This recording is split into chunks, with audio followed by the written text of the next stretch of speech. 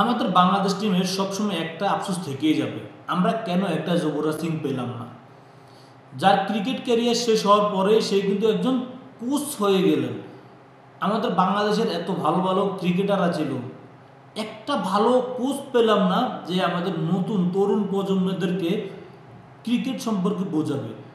আপনি যুবরাজ সিংয়ের কথাটা ভাবুন, অভিষেক শর্মা মানে বর্তমান টি-20-তে সবচেয়ে ভয়ানক batsman Abhishek Sharma, Travis head দুজনে কিন্তু খুবই অ্যাটাকিং মোডে খেলতে পছন্দ করেন। সবচেয়ে বেশি তার কথা বলতে হয় সেটা হচ্ছে অভিষেক শর্মা।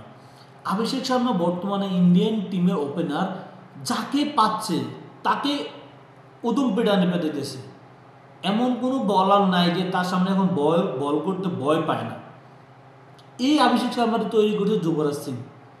আমাদের এত ভালো ভালো প্লেয়ার ছিল, তারা কেন একটা অভিষেক শর্মা তৈরি করতে পারলো না? তারা কেন একটা হার্ডিটার ব্যাটসম্যান তৈরি করতে পারলো না?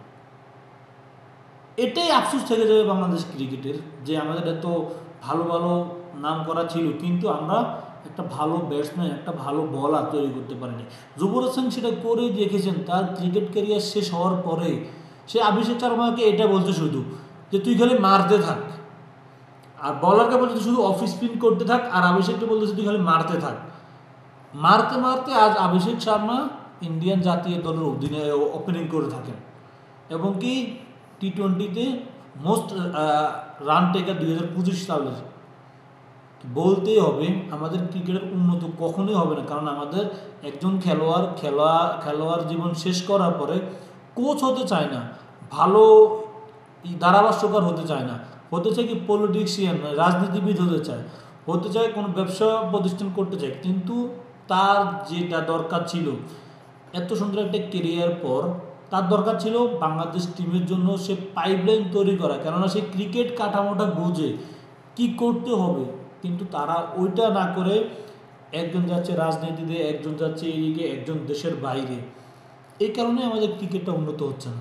আর আমাদের বোর্ডেরও অনেক দোষ আছে, ক্রাইটেরিয়া বেঁধে দিচ্ছে না কিছু একটা। ইন্ডিয়ান ক্রিকেটারদের দেখেন আপনি, তারা যখন তাদের দলীয় খেলা থাকে বা দলের খেলা থাকে, আইপিএল খেলা, এর ব্যতীত অন্য কোনো খেলার সুযোগ কিন্তু নাই। ওদের স্যালারিটাও ভালো, কিন্তু ওদেরকে অন্য কোথাও খেলার সুযোগ দেওয়া হয় না।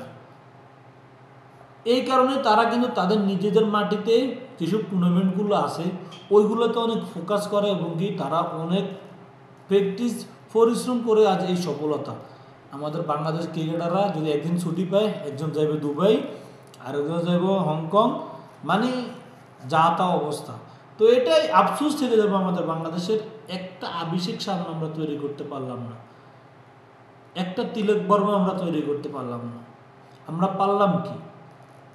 একের পর এক আসতেছে যাইতেছে, আসতেছে একটা প্লেয়ার 6 মাস 1 বছর পরে চলে যেতেছে, মানে থাকতে পারতেছে না।